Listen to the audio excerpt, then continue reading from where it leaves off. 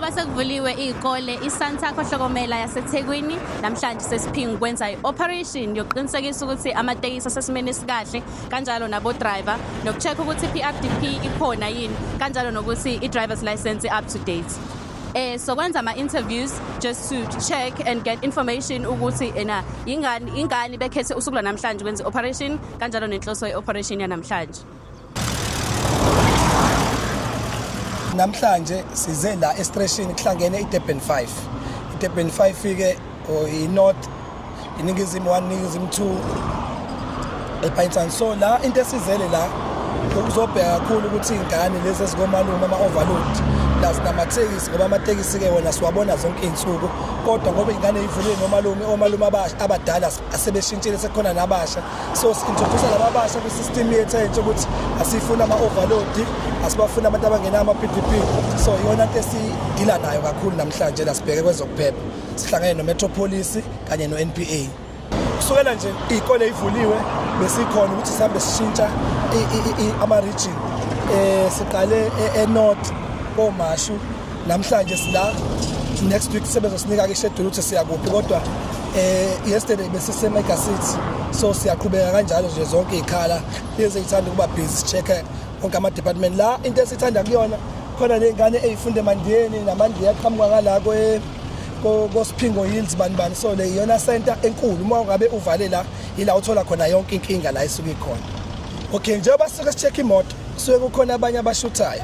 Njengoba kukhona abashuthayo kusuke kukhona Durban Metro. Ngicabanga ukuthi mengabhekisa ikhamera yakho ngala uzobona Durban Metro ne-NPA. Okusehlulayo njengoba kade nibonile njengana imoto imile lapho drive bengenazo incwadi siyakuthatha sik-hand over ku-Metropolis noma ku-NPA whoever okusuke khona. Thina ayikho into esiyenza ngaphandle kokubhala nokululeka udriver lapho la suke eshoda khona. I work for the municipality, but more precise, I work for public transport services.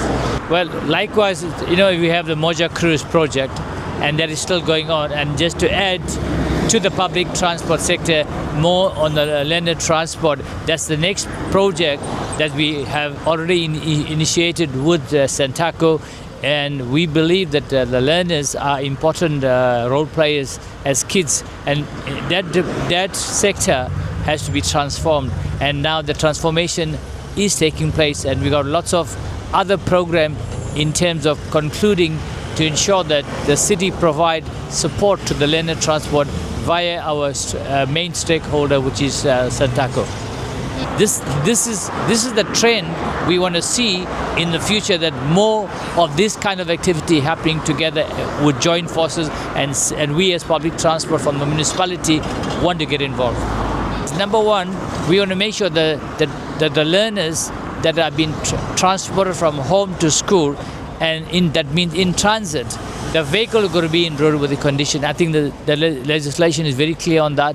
The driver has to be in good wellness condition, meaning he has to dress appropriately, his behavior going to be right, and he needs to know the core function. Why is he driving that learner vehicle, and what is his function to transit the kids from home to school and school back to home in a safe manner, that everyone is happy with the services that these operators provide. Njengoba sesibonile operation iyaqhubeka, ihlokomela iyaqhubeka iqinisekisa ukuphepha kwabafundi emgaqweni kanjalo nokuqinisekisa ukuthi imoto ezilayisha abagibeli zisesimweni esikahle. Esiqinisekisile ukuthi abashayeli benza amaphutha okufaka amabhakede ezimotweni ukuze belayishe abanye abagibeli ogcina sekwenza i-overload. Kanjalo baphinde bekhohle ama-driver's license, bephinde beqhubeke bedrive emgaqweni bengayiphethe incwadi ezisemthethweni. Reporting live from Isipingo from News Live SA and VM Radio. Igama lami ngu-Anele Zuma.